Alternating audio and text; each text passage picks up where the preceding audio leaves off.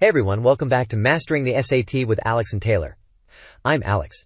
And I'm Taylor. We're super excited, really excited, to dive into today's topic, aren't we? Oh, definitely. Right? Today we're tackling the SAT reading and writing section, breaking down the question types, strategies, and all that good stuff. Yeah.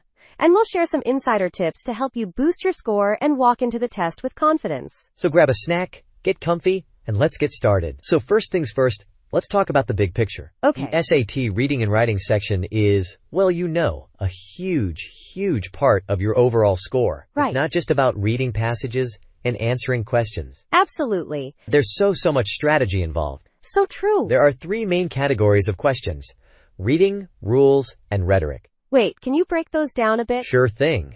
So the reading questions test your comprehension and interpretation skills.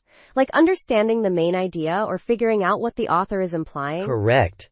Got it. Then there are the rules questions, which focus on grammar and standard English conventions. The grammar, nitty-gritty, punctuation, verb tense, all that fun stuff. You got it. And lastly, rhetoric questions assess your ability to analyze the author's style and effectiveness. So it's about how the author constructs their argument or conveys their message? Exactly. Awesome. Understanding these categories can really help you strategize your approach. Yeah, it's like having a roadmap for the test. Precisely. One thing I always wondered is, should you answer the questions in order? That's a great question. Thanks. Actually, it's super helpful to tackle the questions you're most comfortable with first. So if I'm really good at grammar, I should hit those rules questions right away? Exactly. It builds confidence and secures those easy points. But wouldn't skipping around waste time? Not if you're strategic about it. Oh, I get it. Just make sure to mark the ones you skip so you can easily find them later. Oh, that makes sense. Totally. It's like maximizing your efficiency. Absolutely. Let's dive deeper into the reading questions. There are 8 types, right? Yep. 8 types, it's a lot, but we've got this. Starting with vocabulary questions? Exactly. Those ask about the meaning of a word in context. Context is king. Absolutely. But here's the trick. You have to consider how the word is used in the passage, not just its common meaning. Right. Then we've got purpose questions. Like, why did the author mention the crumbling walls? Yes. It's all about the author's intent. Gotcha. And then there are dual text questions. Oh, those can be tricky. They can be, but if you take notes on each passage's main points, it helps a lot. That's a great tip. What about retrieval questions? Those are like treasure hunts. Fun. They ask for specific information, directly stated in the passage. So scanning for keywords is key. Exactly.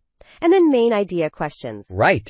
Those are about the overall theme or message. Summarize the passage in your own words first. Totally. It makes choosing the right answer so much easier. And claims questions focus on the author's arguments. Yes. Identify the thesis and supporting evidence. Don't forget about charts questions. Oh yeah. Interpreting data in relation to the passage. Analytical skills come into play. You got it. Lastly, conclusions questions ask you to draw inferences.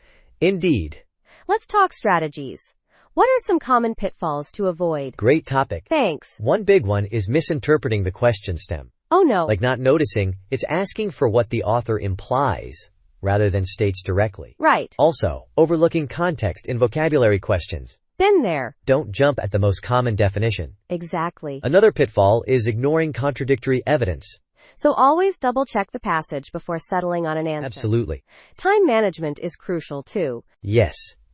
If you're stuck, it's okay to move on and come back if you have time. Don't let one question derail your entire section. Couldn't agree more. Shifting gears, let's dive into the rules questions. Sure. Grammar, syntax, punctuation, all that good stuff. Brushing up on grammar rules is essential. Definitely. Subject-verb agreement, pronoun clarity, comma usage, you name it. What's your take on the best way to approach these?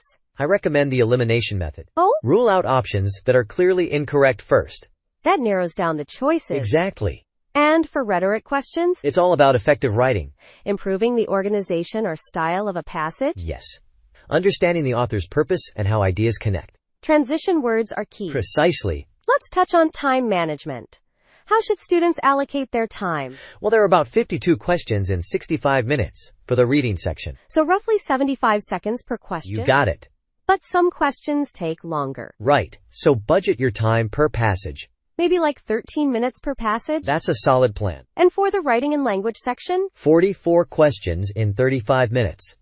About 47 seconds per question. Practicing under timed conditions can really help. Absolutely. And don't forget to fill in every answer. No penalty for guessing. Exactly. So how can students best prepare? Practice, practice, practice. Official SAT practice test? Definitely. Familiarize yourself with the format. And review your answers, especially the wrong ones.